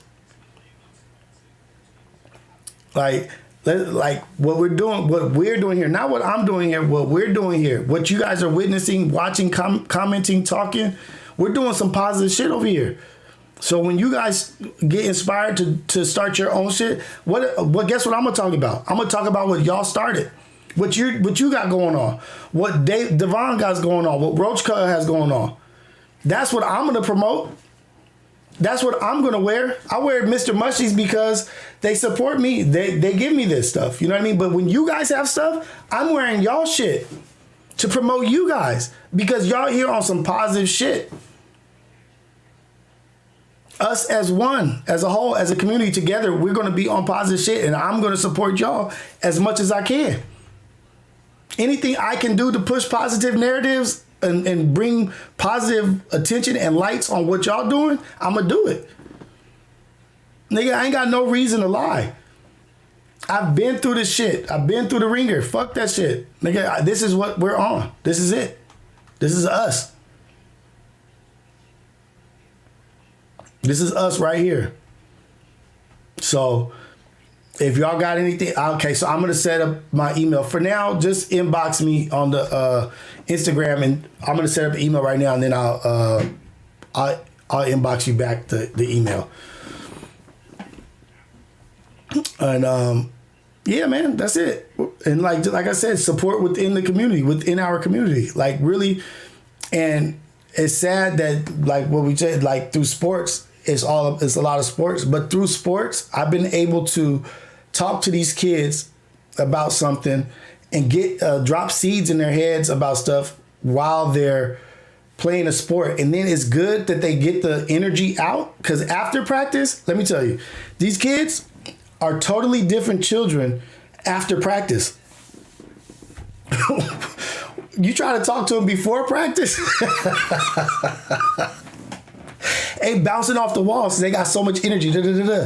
You got to find the moment, take the moment. Once they get done with practice and there's a little dull in the moment, that little drop in the moment, you can talk to them, get at them. But it's the moments that you got to get in from within the community, talk to these babies and get to them and listen to them. Because some of these kids is going through some shit that I didn't go through. And it's like news to me, like, oh shit. And you got to kind of like put a mask on to not let them see how devastating what they're talking about is. Some of the shit that they're talking about, these kids, and they talking about it normal, like it's just regular. And on the inside, you just like, oh my God, wait, what? It's real shit that these babies is dealing with. You know what I mean? You better be ready to be able to handle it and talk to it, because they be on some shit that we don't think that they on, and that they going through some shit that we don't know that they're going through. Some real shit that it hits close to home, hits closer to home. It's like, damn, what would I have done? Like, I wouldn't have been able to deal with that.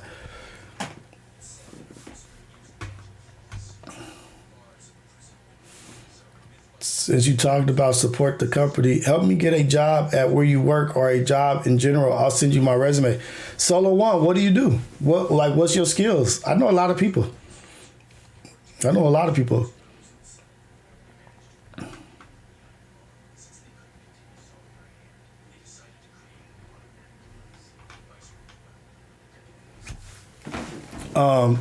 But yeah, like, so Pancho, I'm waiting for your message to go through. You said after 10 years, that's when they stop listening?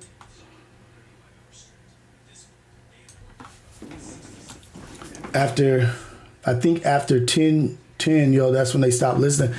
Not that they stop listening. At 10 is when they start thinking they got life figured out. That's when they get real stupid. Because at 10, they've been through some stuff and they start getting beside themselves, start thinking they cool, and they think they got life figured out. But you just, through conversation, show them how much that they don't have figured out. By not throwing it in their face, but just by talking and just going and talking about certain shit.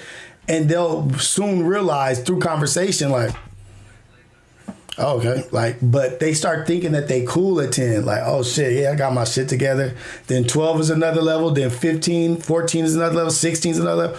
It's all different phases and stages of life that you got to get to them. But the only thing is as long as you don't code switch and you just maintain who you are in front of adults, in front of children, you walk with this person, you walk the same way with that person. Gang, you just get here? Come on, man. What's your problem, dog? Should have been here. And kids be on their phone more than anything, God in heaven. I'm glad there wasn't phones around when I was young. Nigga, you know all the shit that's happening on their phones? How do you compete with a phone? How do I get my son to get up and go play football and go get tired and run track versus looking at socializing on his phone and doing this? It's like, nigga, it's so much to compete with. There's a lot going on them damn phones. They can play games, listen to music, talk to their friends, interact. It's just you just got to get them to put that shit down. Get them to put the phone down for a minute in the car. Put the phone down in the car because they're not even looking at their surroundings in the car because they're on their phone so much.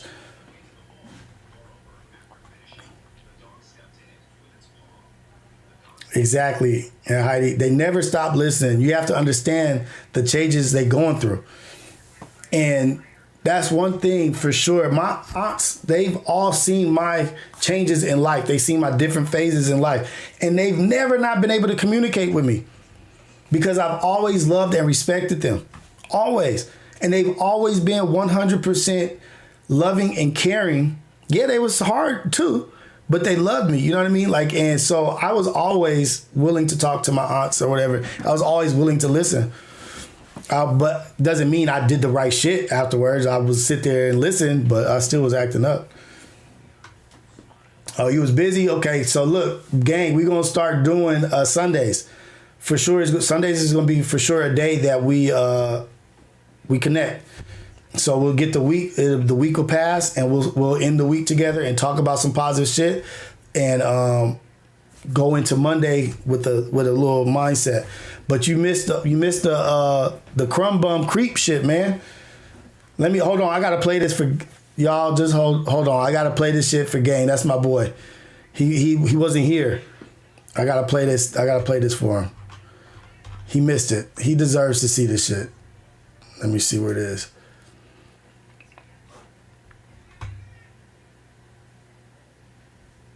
Yep. EC, kids have not been taught to listen, so they don't really know how to do anything but react instead of respond. And they see their parents being very reactive. If they have reactive parents, they will take that on. They'll just be reactive. Hold on, gang. Let's go. You ready, gang? You ready? Get away from me, you crumb. That's a challenge, except I'll put my dog away and I'll come back. And you got 1, 2, 3. And I'll do it along with you. It's in that back of that fence. Just the 3 of us, 4 of us, me and you. Show you what kind of a man you are. You're less than a man. Okay? You're a crumb creep. And I wouldn't take that off of nobody. There's 3 of you and I'm by myself. And when it's over, there'll be nothing to it. Win or lose, okay? But you don't have the courage. You're a real crumb bum. Put that on camera. You're a crumb bum, the 3 of you. And I challenge you. You're a coward. You're a yellow sneak. And if you want to, now what I say, let's forget all the rules of this great country we live in. I will go back to that war with the 3 of you. Just me. There is a You're a crumb creep coward. Get away from me, you crumb. Get away from me, you crumb. That's what we was watching, gang. This dude was standing on business, and it's no crumb bumps. 2024, no more crumb bumps. The 3 of yous who go behind that wall will forget the rules of this great country we come from.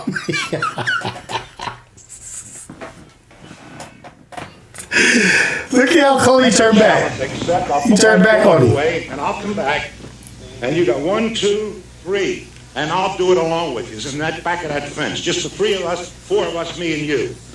Show you what kind of a man you are. You're less than a man. Okay? You're a crumb creep. Crumb I creep? wouldn't take that off of nobody. There's 3 of you and I'm by myself. And when it's over, there'll be nothing to it. Win or lose, okay? But you don't have the courage. You're a real crumb bum.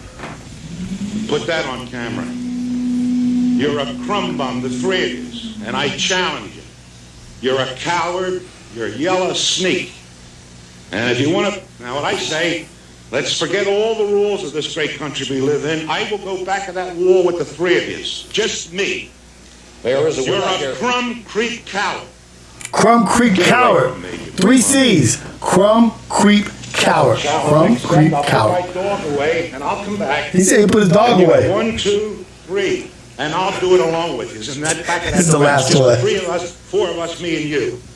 Show you what kind of a man you are. You're less than a man. Less than a man.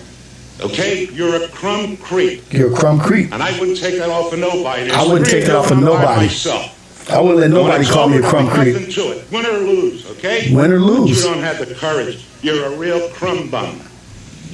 Put that on camera. You're a crumb bum, the 3 of you. And I challenge you. You're a coward. You're a yellow sneak. And Yellow if you sneak. Now what I say, let's forget all the rules of this great country we live in. That's the I will coldest go back part. to that war with the 3 of you. Just me. Let's forget all of the rules of this great country we live in. Let's go behind that wall, just me, against the 3 of yous. What? That dude was cold. But that's how we gonna end it, man. You know what I mean? Much love from me to y'all. Appreciate all of y'all for everything. Thank you for spending your time with me. But yeah, so Sundays is the day. We got the membership now. So if you want to join the membership, you want to join the book club, movie club, be able to join in and talk live on the lives that we have, join the membership and you can join in and call. We'll have phone calls live and then we'll have membership only lives where it's just us. And We'll also have a membership offer where you can decide the topic of discussion for Coffee with Rios. So, let's go. I appreciate every single one of y'all. Love every single one of y'all. Let's go out here and have a beautiful rest of our day on Sunday. But let's go into next week, starting Monday off with a real positive, great outlook on life. No crumb bum bullshit. No crumb bums. Don't be a yellow sneak. Yellow. Don't be a yellow sneak. Don't be a crumb bum creep. Stand on business. Love y'all, man. Rios, AceboyRios. Let's go.